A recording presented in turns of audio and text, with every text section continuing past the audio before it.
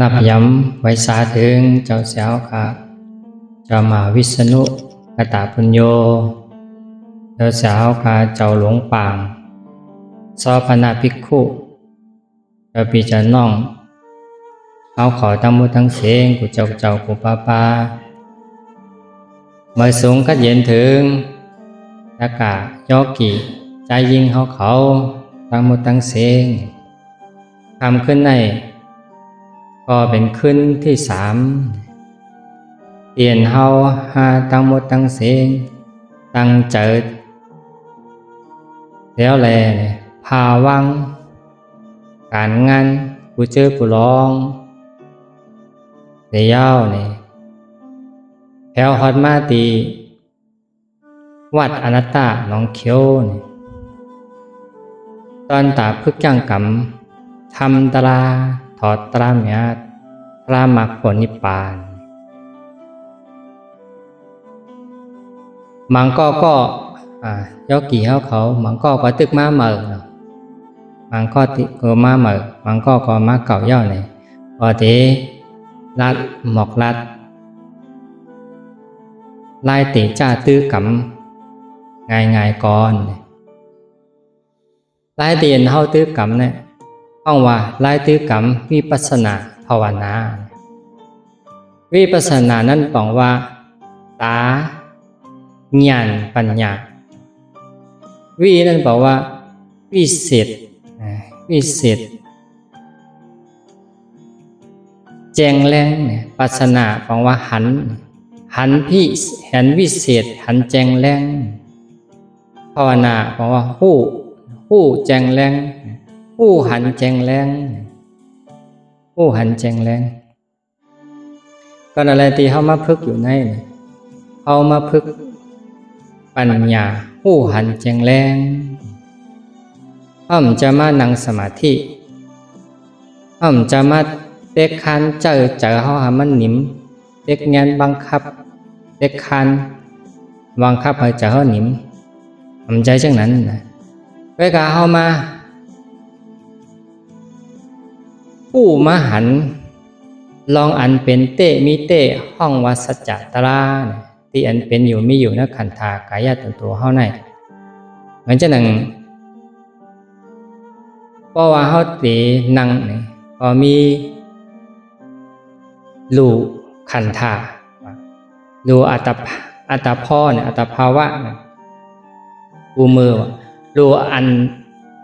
อัตภาวะอันเป็นขันธะปัญญัติมีหนึ่งโหสองแขนสองขาหนึ่งโต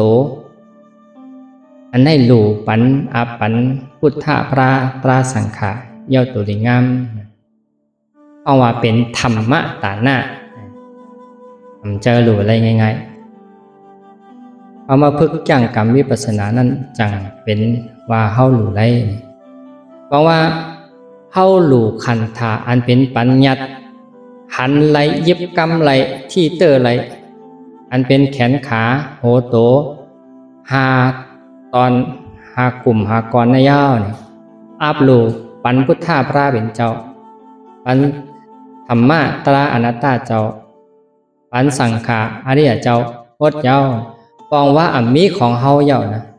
อัมมีของเฮาใจของเฮาเย่ารู้ว่าเนี่ยพุทธเจ้าที่เอากว่าในก่อนจะรู้เย่าเนี่ยก็เฮาเอามาเป็นตีเล็บเห็นมาเป็นตียักเยี่ยมต้อยหันยักเยี่ยมต้อยหันจึงหือเนี่ยประมุนที่ก็สอนเฮาอยู่แต่เสียว่าเพราะว่าเฮาหลู่อับขันธายาวเนี่ยหนึ่งเนี่ยบอกว่ารับตาเนื้อรับเป็ดตาเนื้อตาหนังตาที่อันมันมีว่าหันตั้งนอกไว้เนี่ยหันตั้งเนอเนี่ยรับตาเนออึดตาหยานเนี่ยอึดตาหยาน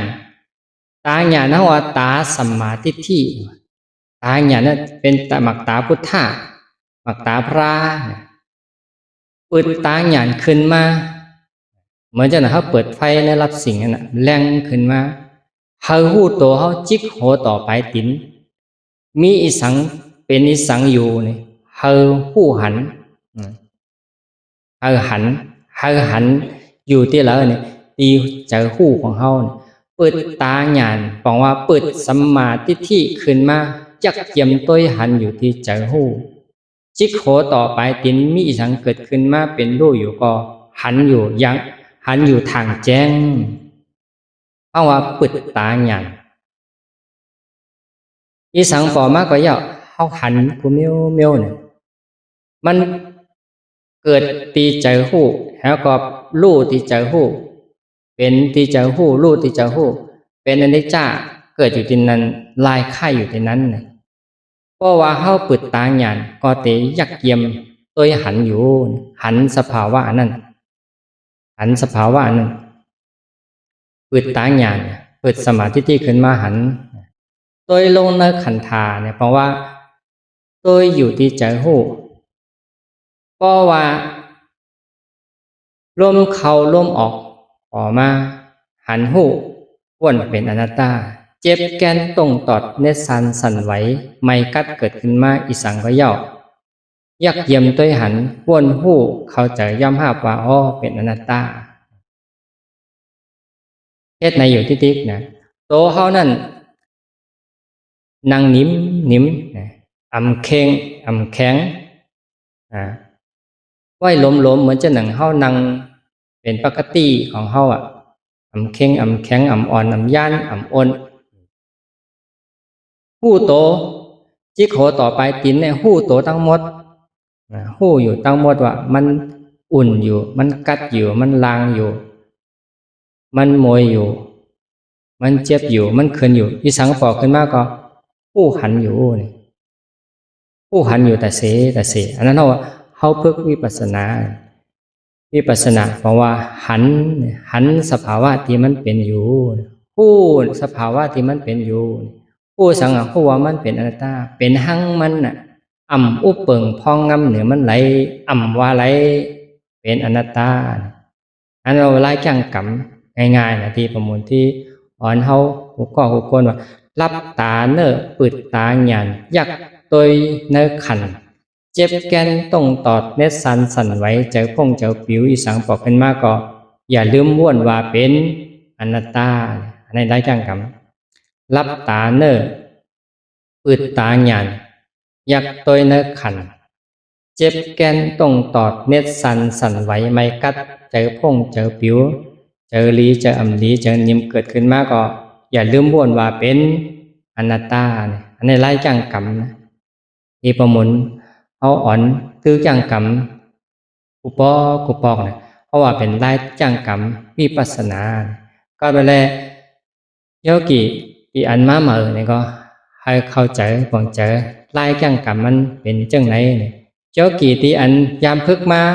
จังกรรมมาหลายปอกหลายขาหลายข้าวก็ยาวเนี่ยซ้ำพึกเหมือนกันขึ้นกล้วยหนังเก่า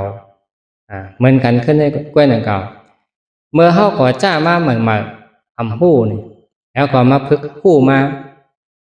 ก็พึกนำมันก็หู้หันแจงแรงมาติ๊กนี่มันเหมือนจังหือนี่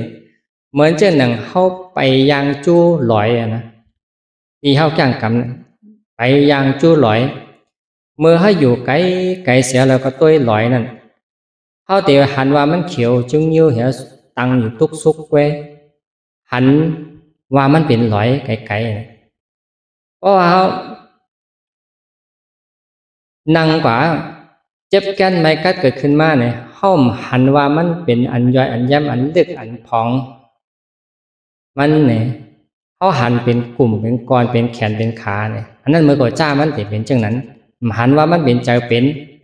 หันว่ามันเกิดมันเป็นลูกหันว่ามันเจ็บอยู่หายสิปอกไม่อยู่หายสิปอกหันว่ามันเจ็บอยู่ทั้งซ้ายทั้งขวาหันเป็นอย่างนั้นเหมือนหนังเขาอยู่ไกลๆเสียแล้วเนี่ยตัวลอยมุงหันกว่าลอยไว้กามหัวลองย่อยแย่มันหนึ่งลอยนั่นเป็นสังนิสังหัวว่ามันเป็นลอยสูงเสียวเขียวจุงยิ้วไว้พอเข้ามานั่งพึกวิปัสสนามาก็บอกว่าหมักตาเขานั้นมันตึกไปแจงแรงดีมันก็ตีเป็นหันว่ามันเป็นขาอยู่หันว่ามันเป็นเกาอยู่เกาเจ็บเกาเจ็บมีเนื้อเกามีเนื้อเจ็บหันว่าเป็นเกาหันพิษอยู่ อันนั้นก็เป็นปกติเป็นโยโย่ของมันก้อยกาเฮาก็เตพึกจังกรรมกว่าติ๊กนี่ฮู้ว่าหันว่ามันเจ็บก็เหอก็ยาวมันเป็นเหอก็ยาวลมเข้าลมออกก็ยาวเฮาหันวนอนัตตาถาดไว้หันเหวนกว่าร้อยเนี่ยเข้าเจอกว่าร้อยเหมือนหนังเฮาไปหาหลอยนั่นเฮาไปจู้หลอยนั่นเพราะว่าเฮาไปกว่าติ๊กนี่เตียนเฮาหันว่ามันเป็นรอยสูงแซวเขียวเกี้ยวนั่นไงก็ไปกว่าจำมาติหันเป็นต้นไม้นะไปกับจำมาติหันว่ามีหลินมีหินมีกองมีกุ้งมีเผอไม้ไปกว่าทั้งเผอไม้ก็มีเผอไม้อันเขียวเผอไม้อันตึกหนุ่มเผอไม้อันแห้งไปกว่าทั้งก็ติหันเผอไม้อันเล็กอันน้อยไปกว่าทั้งก็ติหันเป็นหมดเป็นปกเป็นแมงป่าอันนั้นว่าไปเขาได้ติจ้างกรรมพึกวิปัสสนากอตอหนังอันยาวนี่เพราะว่าเฮายั่งเฮากึดลือยอมการเสียก่อนนี่ที่สังปอกขึ้นมาเฮาหันเสียวนเป็นอนันตาติ๊กนี่ก็เหมือนหนังเฮาหอมแห้งหยานปัญญาเฮาหอมแห้งวงตาของเฮามันถ่างแจงขึ้นมาร้อยแล้วก็จังหันว่าหึงมาหันเจ็บก้อยกำจะขาอย่างกำไหนหันเจ็บจะขาหันเจ็บเป็นอนัตตาก้อยกะหันเจ็บเป็นกลุ่มเป็นก้อนเป็นองลุงอยู่ที่นั่นที่ในอันนั้นก็หันแล้วก้อยกะมันไปแจงเหมือนเจ้าหนังเขาหันว่าเป็นหมดเป็นปกเมื่อเขาหันลอยนั่นก็หันเป็นต้นเป็นกิ่งเป็นการต้นไม่อยู่ก้อยกะเพราะว่าเขายังภาวังตั้งคัดใจของเขาภาวังสมาธิที่สมาสังกัปปะของเขาก็ยังตึกหันวนเป็นอนัตตาอยู่ที่นี่กำนั้นมากตาของเขาก็ติหันแจงแรงขึ้นมาแทงว่าโอ้ที่ว่าอนัตตานั้นเป็นสภาวะของมันเต้เจ็บนั่นก็เป็นลูกเจ็บสืบเจ็บไม่สืบไม่กัดสืบกัดเจอพ่องสืบเจอพ่องเจอปิวสืบเจอปิวเนี่ยเป็นตอนเป็นวงสืบกันกว่าเป็น1 2 3กว่าติ๊กเนี่ยหันทางแจงแรงขึ้นมาจังนั้นเพราะว่าหันทางแจงแรงขึ้นมาจังนั้นมันเต็มหันแขนหันขาเย้าหันกรเป็นกลุ่มเป็นองค์ตุรุงอย่างเงี้ยก็จะเห็นหันสภาวะที่มันเป็นอยู่จังนั้นเนี่ยอันนั้นว่าหันอนัตตาเนี่ยก็จะเอาหันอนัตตามันไปฮับอนัตตาอะไรเพราะว่ามันฮับอนัตตาอะไรเนี่ยบอกว่ามักกลางมันเกิดขึ้นมาแทบอัตตาตายเสียก็เข้ากับถึงสุญญตาเนี่ยเข้ากับที่นั่นนะก็แล้วมันเป็นหือก็เย้าเนี่ยเข้ามาเหม่อเนี่ยก็ติหันเป็นขาเจ็บนั่นเป็นปกติมันตื่นเป็นก็ว่าเข้าพึกเหม่อพึกกว่าร้อยถึงมาก็ติหันว่าเจ็บเนี่ยมันจะขาก็กรรมมันเจ็บอยู่เป็นกลุ่มเป็นก้อนเป็นเนื้อเป็นทีนันทีในทั้งซ้ายทั้งขวาอยู่อันนี้ก็บอกว่าหมักตาเข้าหลีขึ้นมากนะมันหันเป็นขาอ่ะเพื่อการมันหันเป็นก้อนเป็นกลุ่มเป็นเตอเป็นเนื้ออยู่ก็เพื่อกับที่ก็แต่หันว่ากลุ่มก้อนก็มีทั้งเนื้อทั้งเตอทั้งซ้ายทั้งขวาก็มีสภาวะหู้เจ็บเป็นลูกไม่กัดเป็นลูกเจอพ่งเจอผิวเป็นลูกเจอลีเจอลีเป็นลูกเจอโจมเจอขีเป็นลูกหันหู้อยู่สภาวะอันนั้นเป็นอนัตตาที่เรียกนี่บอกว่าหมักตาของเขานั่นแจงแรงขึ้นมาแล้วเขาทั้ง10 วันเนี่ยตะกาวเขาพึกจิตเตววันเนี่ยตึงหอดถึงที่นั้นตื่นหอดถึงนะพอหอดถึงที่นั้นแล้วเนี่ยบอกว่าพอหมุนที่ลานต่อเสียเพราะว่าหันที่นั้นแล้วเนี่ยบอกว่าเขาเป็นจุลซอตาปานใช่ไหมบอกว่าเป็นซอเป็นหน่อนะหน่อซอตาปานเป็นหน่อร่องซอตาปานนั่นนะเพราะว่าพระเป็นเจ้าว่าก้นก็ภูอันหันสภาวะเป็นรูปเป็นอนิจจทุกขังอยู่ที่นั้นเจอเกาเจอแขนเจอขาก้นก็นั่นเนี่ยหันสภาวะนั้น 1 นาทีเดี๋ยวไว้ก่อนเมียดหนาตอนเกหนาหรือเสกคนก็อันอยู่มีอายุเกิดขึ้นมานั้นโลกาในมีอายุถึงปากปีว่าเย้าเนี่ยอัมหันเป็นรูปอัมหันอนิจจาอัมหันทุกขาอัมหันอนัตตาอัมหันสภาวะที่มันเป็นอยู่ตั้งในจังนั้นเนี่ยก่อนก็นั้นอัมเมียดอัมตอนเกสังเนี่ยว่าก็เป็นแล้วก็ว่าเขาหันจังนั้นบอกว่า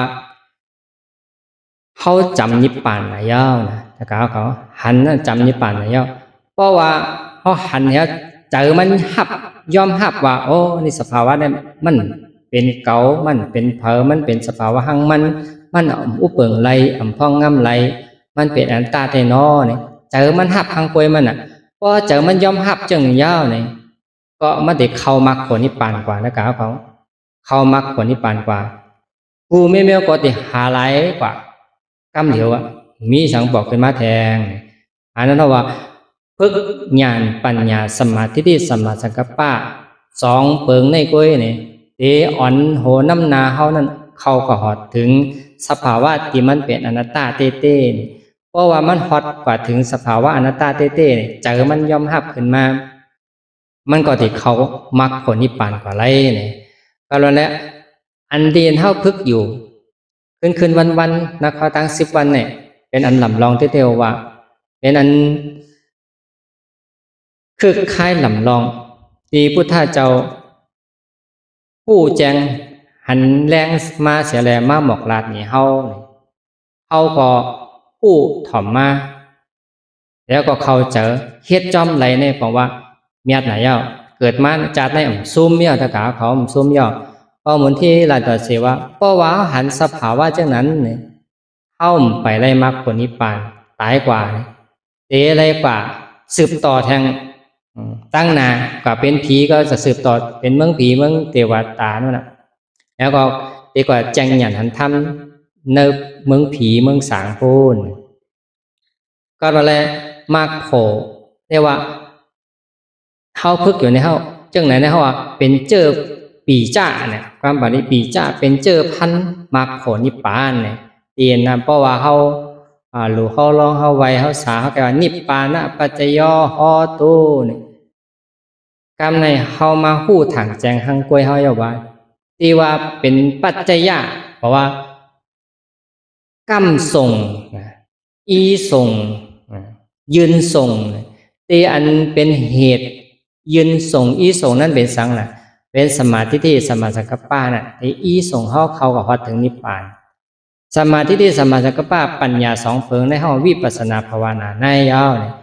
เป็นปัจจัยะเตียนอีส่งเฮอฮอดขึ้นถึงกว่าตีนิพพานอันนี้เพราะว่าเฮ็ดกว่ามันตื้นถึงเฮ็ดกว่ามันตื้นแผ่วกูก็นะเฮ็ดกว่าก็ถึงอยู่นี่ก้อยกามันมีตีตั้งคัดเจอเผามันนะตั้งคัดเจอเฮาก็เป้งกันนะเป้งกันลองขำจุ่นก็เป้งกันลองเจอฮัดหันก็เป้งกันก้นก็อันขำจุ่นไรฮัดหันก้นก็นั่นน่ะเด็กเข้ามาผลนิพพานไรบางญาณปัญญาเฮาก็ซ้ำเป้งกันเมื่อเช่นนั้นเฮานั่งอยู่นี่จะกล่าวขอนะเฮานั่งอยู่เนี่ยสมาธิที่สมาสังกัปปะของเฮากูก็เนี่ยเป้งกันอันนี้เฮามาตัวของเฮา1 นาที5 นาที10 นาที1 ชั่วโมง2 ชั่วโมงเตียนเฮามานั่งอยู่เนี่ยสมาธิที่สมาสังกัปปะเนี่ยมันเฮ็ดการสืบข่าวตั้งนำ5 A5เนี่ยเฮาติได้ทัศสังตัดเสกเพราะว่าสมาธิที่สมาสังกัปปะ2ตัวในนี่มันไปยามมีมาในขันธากายตนโตของเฮาในสิปอเฮาเตผูกเตสร้างเตเพเตือนเตภาวนาเฮามันก่อเกิดขึ้นมามันก็อยากอยู่ก้อยกาตั้งอยากนั่นพระเป็นเจ้าป่วนตั้งคัดเจอเนี่ยวิริเยนะทุกขมัจเจติตั้งอยากอันว่านั้นป่วนตั้งคัดเจอเนี่ยตั้งคัดเจอมีมันตื่นป่นสมาธิที่สมาสังกัปปะจะเลยปึงตั้งคัดเจอกันเนิ่มมากลาง8เปิงมีสัมมาวยามะตั้งคัดเจอถ้าคัดเจอนั้นเอบมนที่ ใกล้ฮอใกล้หลาใกล้สออยู่แต่คัดใจจังหือเนี่ยสุยอมตายเพราะปฏิปัติเจ้าอัตตาตายก็เป็นอริยะคนตายก็เป็นผีเป็นสางกว่าก็ว่ามันตายกว่าอะไรตายเนอะอนัตตาตายเนอะปัญญาสมาธิที่สมาสังกัปปะอันนี้ดีสิเป็นสูตรก็เลยเข้ามาพึกตื้อกรรมเสียก็เข้าหมอไปวางเข้าหมอพึกเข้าหมออยู่เช่นไหนเนี่ยเข้าเมื่อตีเคลื่อนเขาก็เย่าเข้าเมื่อตีไหลก็เย่าเนี่ยหมอนั่งหมอพึกแผ่เตือนภาวนาให้มันปัญญาสมาธิที่สมาสังกัปปะในเหตุการณ์อยู่กูมือกูยามอันนี้เขาว่าเอาหมอพึกหมอยางกว่าตีพระเป็นเจ้าอ่อนเฮากว่าเนี่ยเพราะเฮ็ดอยู่จังไหนเนี่ยมันตื่นถึงพอมนที่ลาเสวะเพราะเฮาเหยียบยังไปจอมสัมมาทิฏฐิสัมมาสังกัปปะอยู่นี่นาหนึ่งก็นาหนึ่งตื่นแต่ฮอดถึงวันนิพพานเนี่ยวันนาเพราะวันนาไปถึงก็เลือนนาไปถึงก็ปีนาไปถึงก็จาดนามันตื่นถึงก็ว่าพระเป็นเจ้า ก็สอนไว้ สอนเขาอยู่ว่าคนพุทธภาษาคนกูก็นั่นมันมีตี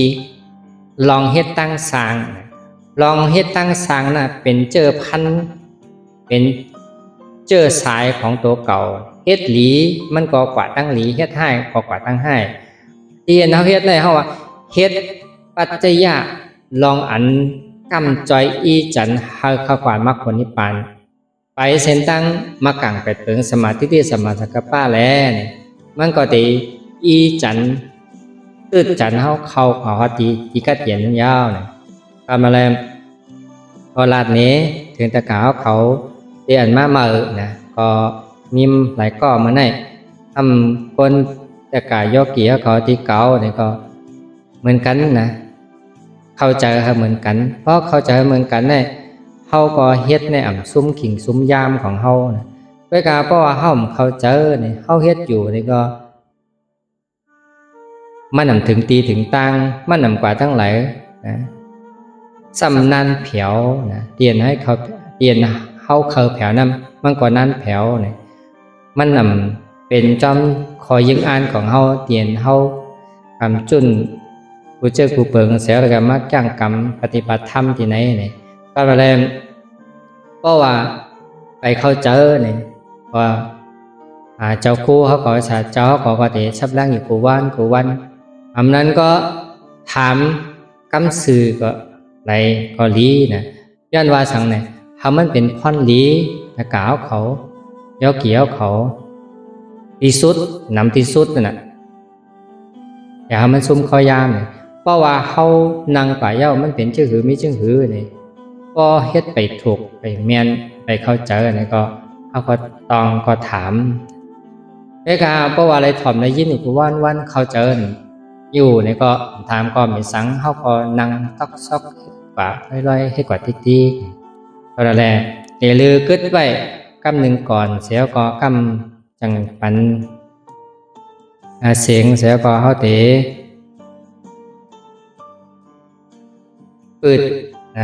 ปืนก็หมุนที่เนี่ยเสียก็เนตละหลังไว้นั่นอิดอีเนี่ยก็มาแน่สิบ